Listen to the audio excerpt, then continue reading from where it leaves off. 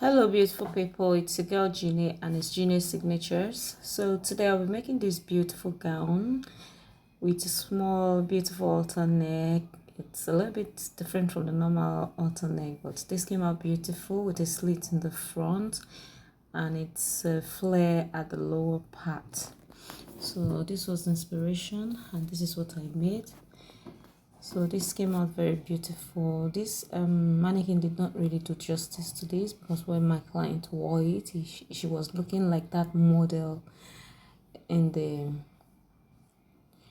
at the beginning of this video. So she really loved it and she was so happy. So I made use of this sequence material to adorn those lines that the other model used another fabric, contrasting fabric. So I made use of this sequence. You can make use of any material of your choice. So far you get to do justice to the beauty of this beautiful gown. So that's the slit in the front and it came out very beautiful. So if this is what you're interested in, thank you, and please kindly sit back, relax, and let's go over to the cotton table where we'll be making this beautiful piece. It's very simple and it's very nice. So I've already drafted out my basic bodies. So if you don't know how to draft the basic bodies as a beginner, I have several ways to do that on my channel. So I've drawn out the front and the back piece. So the only thing I'm doing now is to get the dart. So in order to get your dart measurement, you just impute your client's bust span measurement or nipple to nipple divided by 2. So that's what I just notched right there. So it's better to cut this on the paper first before transferring to your fabric if you don't want to waste much of your fabric. Like for my clients now, I made use of 6 yards of Ankara fabric. So you can imagine she's very tall, so I made use of everything. So now for the front piece now, around the neckline area, I made use of 3 by 3 inches. 3 for the width and then 3 for the depth. So now around that neckline line, I'll be marking 2 inches all the way around. Sorry, my hand was blocking that, but you're going to be seeing it shortly. So I came down by 2 inches from the neckline and took it all the way to the shoulder area like that, 2 inches. But if you want it bolder, you can go for 3 inches. And if you want it smaller, you can go 1 inch. But I just felt like 2 inches is like perfect. So now I'm going to be carving out another armhole. And when I was drafting my armhole, there's something to consider as well. Like now, if your armhole divided by your bust measurement, divided by 6.5 by the bust measurement, do you understand what I mean? When you're getting your armhole, don't mark the exact armhole. I would advise you remove 1 inch before drafting, because you know this is going to be an altar neck. You don't want your arm area sagging. So that was what I did before. I now did this one that I'm doing now, like got out my new armhole. So you just slant from that 2 inches that you came down with, and then you carve out another armhole for your dress. So as you can see, I'll be coming out here to cut out the neckline, as you can see. So this is me cutting out the neckline like so. So this is our front piece for now. This is what I'll be setting aside, and I'm going to be repeating pretty much the same thing I did for the front is what I'll be doing for the back pieces as well, before we go over and transfer to our fabrics respectively. So I'm just trying to open it up for you to see how it's going to be looking. So let me set this aside and then go over to the back. So for the back, the only difference is that for the neck depth for the back, I came down by 1 inch, but the neck width remains constant. And then we have a zipper allowance at the back. So like exactly what I did in the front, I'm going to be marking 2 inches from the zipper area to the shoulder area like so. So just take your time and then mark it like so. Just make sure that you're marking exactly the same 2 inches, because by the time you're going to be doing your collar, everything is supposed to sit perfectly well. So I'm trying to use my hand to connect the dotted lines, and so this is what we have. So like I did in the front, I'll just place my pattern master like this and then draw out another armhole from that 2 inch to cover out another armhole like so. So this is what we have. So now I'll just be cutting out that excess of the armhole that is not really needed again.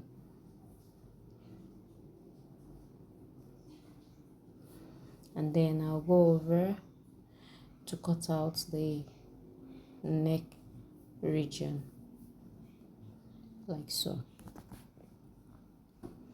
And so for my zipper area, in order to avoid bulginess of the zipper, I will slant out 1/2 inch, and then on the waist area I'll slant out 1/2 inch as well. All this is in a bid to reduce or eliminate bulginess of the zipper at the back. So this is what we have for the back, and then we have our front pieces. So I'll be going over to cut out my fabrics, and then for those pieces that I cut out, those are the pieces that I'm going to be using the sequence material to cut out for, and I'll be using it to adorn the armhole area as well. But I'll be showing you how I'm going to be cutting out the armhole area to make it easy for you when you want to sew it. So for the armhole, I'll just fold my fabric into 2. I didn't want the process to be too long, that's why I didn't show when I was cutting it. So just place like this, place some fold, because we need 2 pieces, one for each side of the armhole. Trace out the armhole curve, and then you mark out your 2.5 inches all the way around to get that shape. So I'll go ahead and do that. I've gone ahead to cut out my whatever I do for the front is what I'll be doing for the back armhole as well. So I've gone ahead to cut out my fabrics, as you can see. I've cut out my back pieces, as you can see. I'm just trying to indicate the wrong side of the fabric because the fabric looks so similar. Both the front and the back look so similar. So this is the front piece as well. So that's basically what I was trying to show here. So the next thing I'm going to be showing you now is how I'm going to be making this collar to be one. You know, we have the one for the front, and then we have the one for the back where the zipper is going to be going in through. So now I'll be joining them on the shoulders because I don't want the seam of the shoulder to be visible when I'm joining it. So I just want it to be like a single collar, not like having my front pieces and then having my back pieces. Just let it be just one. So I'm just going to be making use of my paper tape to hold that on the shoulder area so that it will be one. And when I've done that, I'll be showing you how I cut out the collar later before we attach it. But let me just show you how I'm going to be using my paper tape to join it together on the shoulder area.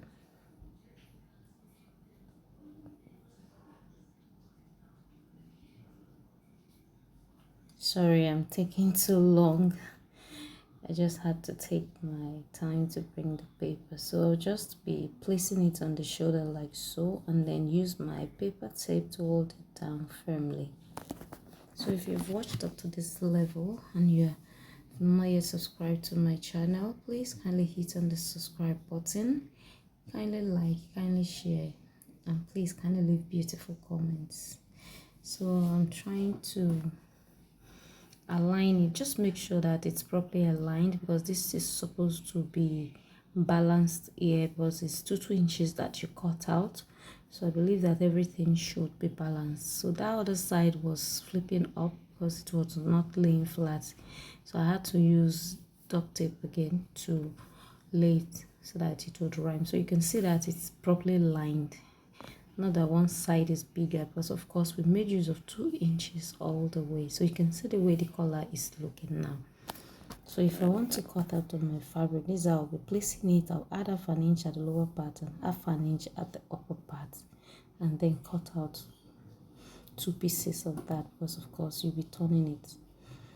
So let me quickly go ahead and cut out all this, and then I'll be back to show you the next steps.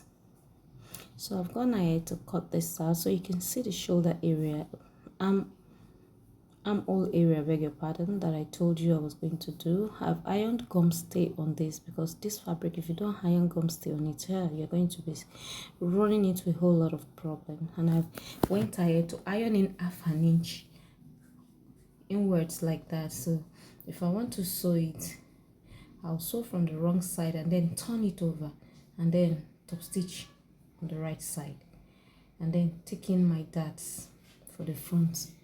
So whatever I did for the front piece is exactly what I'll be repeating for the back pieces as well, as you can see.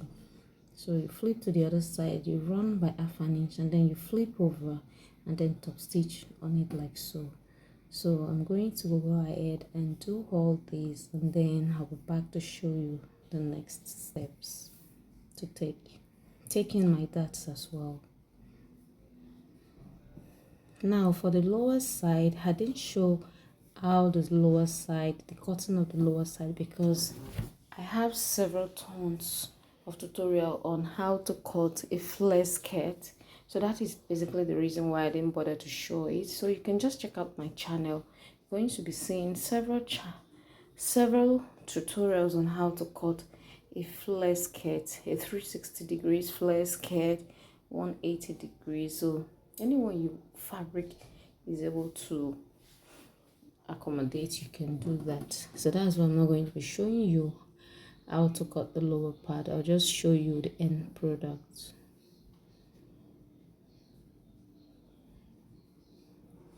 So I haven't shown you that I've turned everything over. I'm going to be bringing the lower part now just to show you that I've already gone ahead to cut that out and then add my sequence to that. As you can see, this is the lower part of the flare skirt, and for this front part, all you need to do, just as the way you slit open the back piece, that's how you're going to be slitting open the front piece as well. Then you cut out a long stretch of the sequence material, preferably unfold, because you know this, you can't use this without being unfold here. So you cut out 2.5 inches, you attach one on one side, you attach the other on one side, and then you come to the middle and then you join them together like so. And then you get out the length of the slit that you would want to be in the front. Preferably you can go for 24 inches, which is normal. So now I've added my pockets to the sides for this is the front piece. It's going to be having that design. So for the back piece, I just like closed up you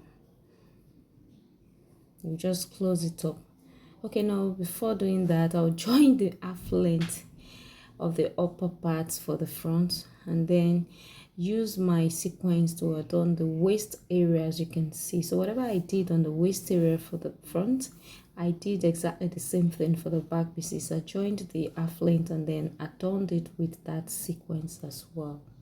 So now the next thing I'm going to be doing now is to just place right sides facing each other like so, and make sure that you align this properly, especially by the sides, so that the sequence would rhyme from the front all the way to the back. You don't want a situation whereby the sequence will be up and then down on this other side. No, that will not be a neat job. If you need to get a neat job, take your time and use your pins to hold this properly at the side, so that when you're closing up your work, you're going to be aligning everything very well. So that's basically what I'll go and do, and then I'll be back to show you how to attach the collar. So this is the collar. So for the collar, I've gone ahead to cut it out, and then I cut out a plain fabric lining for this, because I'll not be using this same fabric for turning of the neckline, because it's going to be choking my customer on the neck. So I cut out a plain fabric, cotton fabric for the lining of this, which I've already gone ahead to turn, and then I ironed gum stay on the reverse side of the sequence. So as you can see, I've given it a very good press. So this is what I have. So as at this time, I've gone ahead to close up my fabric. So what we are left with is to insert this our collar and then fix our zipper, and voila, our cloth is ready. So now just merge my clothes into two to get the midpoint of the neckline, and whatever I did on that I'll be doing on the collar as well, because we want it to rhyme properly. So I'll get the midpoint and then merge right sides facing each other. By the time you finish sewing these, you can just use your serger to finish it up looking neat, or you can use your bias to turn that place to make it neat. So I'll be using my pins to hold this together and then go ahead to run it and then fix my zipper, and that was how I arrived at our final destination of this beautiful piece. So if you enjoyed watching this tutorial, please don't forget to subscribe, don't forget to like, and don't forget to share. Like I always say, this is Genius Signatures, and I believe you enjoyed the tutorial. So thank you all and God bless you. See you all on my next tutorial. Love you. Kisses. Ciao.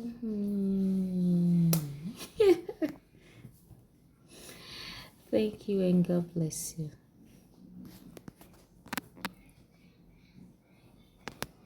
See you all on my next beautiful tutorial. So like I always say, if you have any questions, like the last I left my number on the screen, you can send me WhatsApp messages. Yeah, I'll be leaving my number on the screen as well, so that you can contact me anytime you feel like it. So thank you all and see you all in my next tutorial. Bye.